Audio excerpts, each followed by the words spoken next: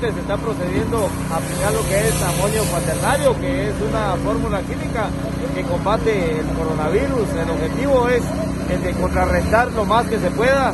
La municipalidad hoy sigue aportando su granito de arena y pues esperamos la comprensión de la población también, haciéndoles un llamado: si no tienen nada que hacer, quédese en casa. Estas son medidas que se están tomando por seguridad de toda la población y esperamos en Dios puedan comprender que esto no es un juego, esto no es una quitadera de tiempo, esto se está haciendo para contrarrestar el coronavirus en beneficio de la población en general. ¿Esto se está realizando en las 5 entradas del municipio? Bueno, esto se está aplicando ahorita en la entrada principal.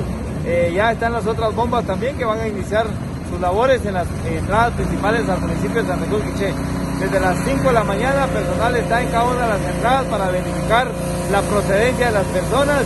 Si alguien viene de otro departamento y no viene a laborar, se le está pidiendo que retorne. Esas son las medidas que se están tomando las directrices a nivel nacional. ¿Ya se han retornado a varias personas de otros departamentos? Efectivamente, ya hay varios vehículos desde el día de ayer que quisieron ingresar de otros departamentos. Se les pidió que por favor retornaran al mismo.